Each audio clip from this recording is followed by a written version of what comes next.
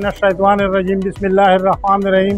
ټولو نه اول زه د نعمان بھائی ډېره شکریا ادا کوم چې دا غریبو خلکو دپاره دا سهولت جوړ کړه ده. هغې نه بعد په تېرې هفتې باندې دا کیمپ لګېدلی و دلته او د اسلام آباد نه ډاکټران راغلي وو. زه د دغو ډاکټرانو صاحبانو ډېره شکریا ادا کوم او د نعمان بھائی شکریا ادا کوم. الله د ته نور توفیق کړي چې د غریبو خلکو همیشه دپاره دا مدد کوي او موږ به انشاءالله چې د سره شانه به شانه په لوړ وو دې کې به د سره موږ مدد کوو. که موږ باندې څه قسم تنظیم ورکیار درومي هغه به موږ انشاءالله چې هغه فالو کوو او د سره موږ مدد کوو. لږ سکیورټي انتظامات پکې هغه شته دي خو بهرحال موږ ته پته نه وه چې بیا دپاره انشاءالله به موږ د دې دپاره مکمل سکیورټي انتظام کوو.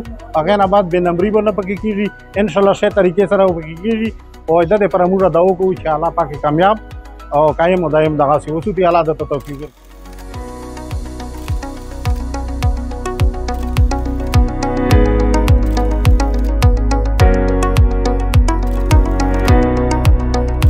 بالله من الشیطان الرجیم بسم الله الرحمن الرحیم.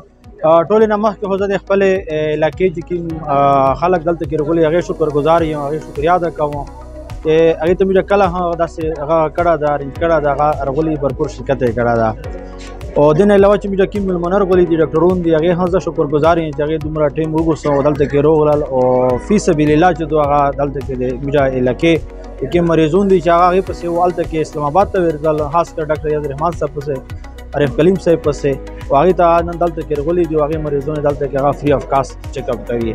داسې ډېر مریضون دي چې هغې ته سرجري شوي دي هغه مریضون هم دلته کې اوس هغه خپل چیک اپ کوي او هغه د ګاډي چې کوم تکلیفونه دي هغې نه هغه شول. انشاءالله موږ دا پروګرام هغه مو دا اراده مو دو چې موږ دا شی اکټیویټیز کوي د خپل علاقې د خلکو دپاره او انشاءالله چې موږ خلکو ته څومره هم موږ هغه ورکوای شي د خپل سعید انټرنیشنل هاسپیټل طرف نه او موږ هغې ته فایده رسوي او تعاون ورسره کوي. والسلام.